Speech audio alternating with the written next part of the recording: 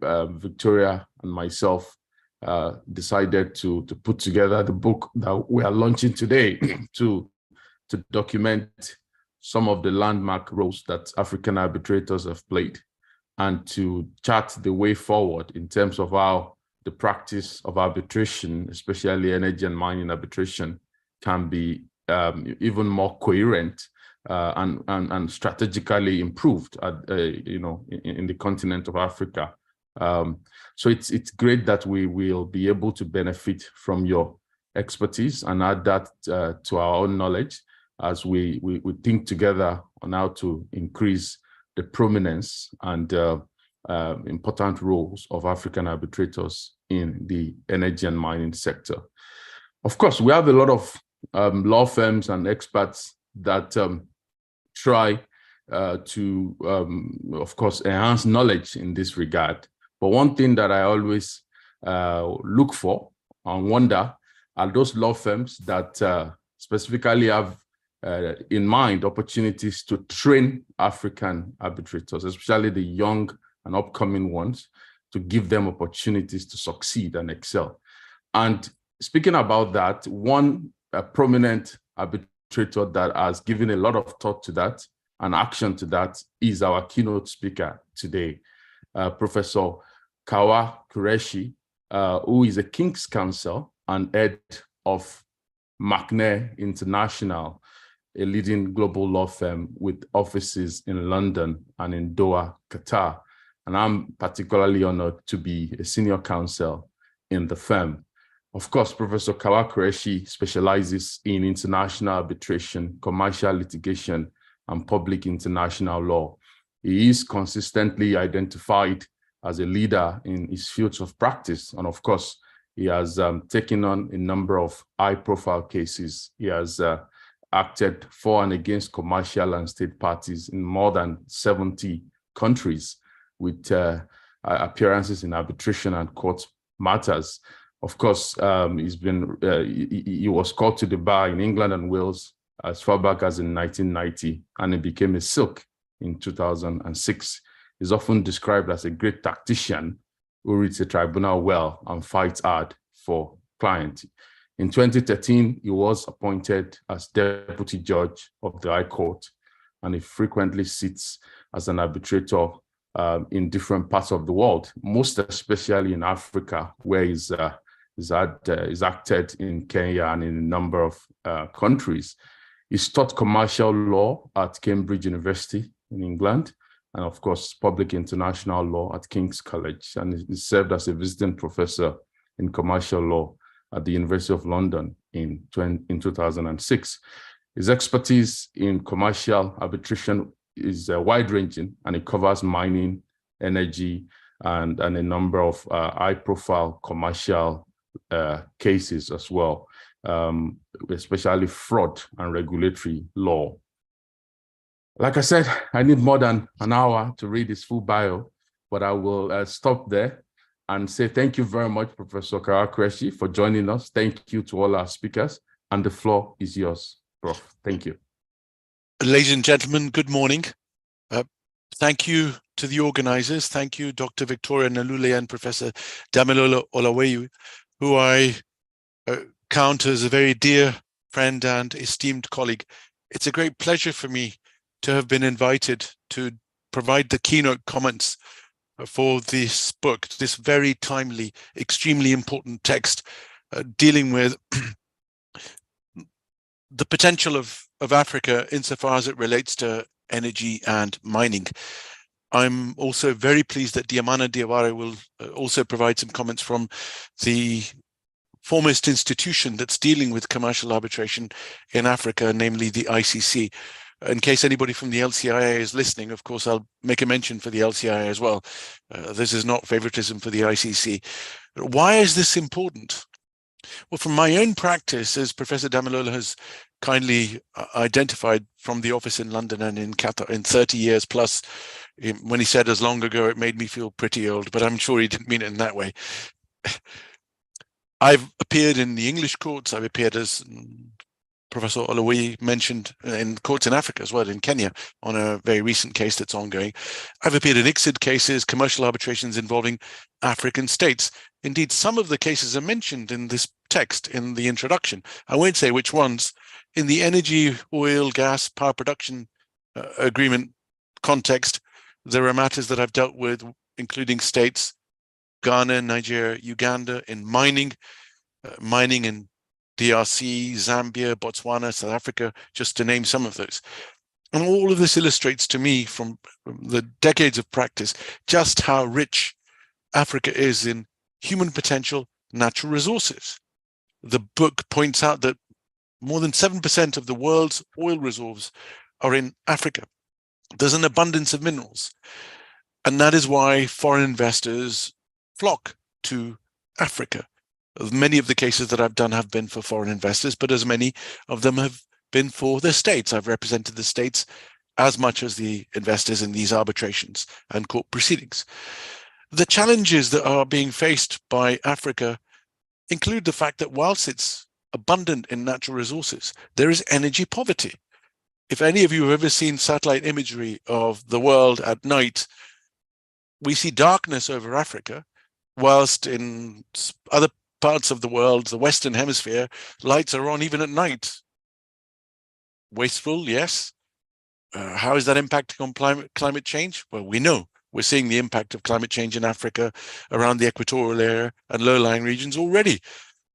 And the challenges that the energy and mining sector will face include not only climate change, environmental impact issues, but social issues, the disruption that's caused to communities in the context of mining, the potential opportunities when it comes to employment and technical development. Last but by no means least, governance issues, where we have states that unfortunately have not achieved the level of stability that the people deserve for a whole host of reasons. Interference, external interference, the desire to access and grab these rich, precious resources. Foreign investors have come in, and from my own experience, the capital intensity that's required by foreign investors has meant that they have come in ways which have led to issues arising. The rates of returns that the foreign investors have sought have been eye-watering in terms of the level.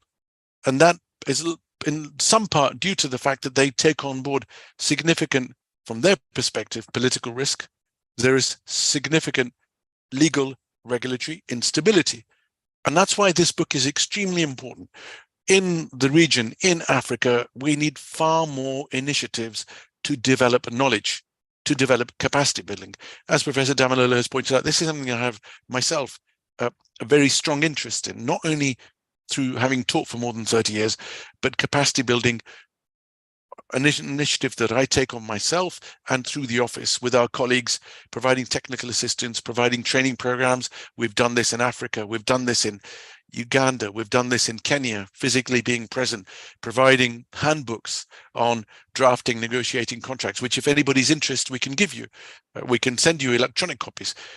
Overview of what a contract contains, overview of what a bilateral investment treaty is, overview of how you negotiate contracts, overview of how to manage disputes. These are fundamentals for those of us who are engaged in this area, but vital for Africa, African state entities and African lawyers to engage with. I want to see far more African representation in arbitral tribunals, and anything that we can do to make that happen has to be done. We have lots of arbitral institutions developing. Some would say too many. And unfortunately, if we have too many institutions, they have a potential to neutralize each other. We've got multiple institutions in some states. Worse than that, we've got multiple institutions in some cities of some states. How are you supposed to choose? And fundamentally, what the institution requires is credibility. The credibility then leads to a track record, and the track record then leads to more cases coming in. The domestic institutions must be supported. There is, to my mind, an unmet need for Africa to have more than one credible domestic arbitral institution which is available for international arbitration so that parties can have their disputes dealt with in Africa instead of flying to London or Paris, where I was until a couple of days ago. The book is really extremely important because it's being kept up to date. There's reference to the energy crisis that was generated by the events of 24th of February of 2022, the clamor for more oil, the effect of the COVID crisis, how the price of oil and precious metals dropped, the uncertainties that are caused by the fact that we're all interlinked, the statistics, the fact that the 20% of the LCI's caseload in 2020 involved energy disputes. That's really very significant. That 27% of ICSID cases involved sub-Saharan Africa. And yet, how many of those arbitrators are from sub-Saharan Africa? How many of those arbitrations have counsel and arbitrators from sub-Saharan Africa? Nowhere near as many as there ought to be. The book is going to be updated continuously because it's available online. And as I've said to Professor Olaweyi, that we're hoping during the course of London International Disputes Week on the 17th of May, just a plug for this, to host a book launch here in London in Middle Temple, which I'm sure you'll be invited to. Just overview of the book. You've got the introduction. You've got section 2 that deals with the overview of arbitration in energy and minings. The following sections deal with why disputes arise in energy and mining, and then conclude with how you can use arbitration much more effectively. Some key cases are discussed, including cases that I've been involved in. The significance of stabilization clauses, why they were developed by foreign investors, to try and, from their perspective, prevent the law being changed in the context of tax and environmental issues, and how stabilization clauses have been interpreted by arbitral tribunals, including by Professor Dupuy in the seminal case of Texaco in Libya, where as a sole arbitrator, he provided very significant learning that is still relevant today. From my own experience, stabilization clauses are extremely important from the foreign investor's perspective. More and more states are finally realizing that they can't afford the damage that's being caused by arbitrations, commercial arbitrations, investment treaty arbitrations, or even the reputational risk that attaches to the perception that they're not a good place for parties to invest. This is a very difficult situation. Foreign investment is vital if we're to address energy poverty in Africa. Foreign investment is vital if the people of Africa are going to get the development that they deserve. That foreign investment, if it's to be attracted, if it's going to come in, it has to come in with conditions that the people who invest are people who are appropriate. They're not what I would describe as fly-by-night. They are there to invest in the country and the people to make sure that the actual development takes place. And that requires due diligence. It requires understanding on the part of the state entities. And it also requires far more sophisticated understanding on the part of the domestic lawyers. It is with those introductory comments that I once again congratulate the editors and the contributors. And I know that James McLaughlin from our office will be speaking very shortly. He's busy working on his chapter, finalizing that to make sure it's completely up to date, given how many developments are taking place on a day-by-day basis. I look forward to hearing the other presentations. And I'm happy to answer any questions if anybody has any. Otherwise, thank you once again. And you could see the commitment of Professor Damilola, 5 o'clock in the morning. And he's a hive of activity. He's very industrious. He is a credit to Africa, a credit to Nigeria. And there are many on this online seminar who are the future of Africa. And I'm very, very pleased and very, very proud to be able to work with them to ensure that that future is as positive and as dynamic as possible. Thank you all. All right. Thanks a lot, Prof, for the first keynote speech. We're indeed honored to have you for our conference. And also, I must note, we're doing a second book launch in London that will be in April, I think, with the help of Damilola and Professor Papa. So we are very grateful for all the efforts and support in ensuring that many people know about our book and our research. I would like to introduce the second keynote speaker, Diamana Diawara. I must note I met her last year at a conference, online conference that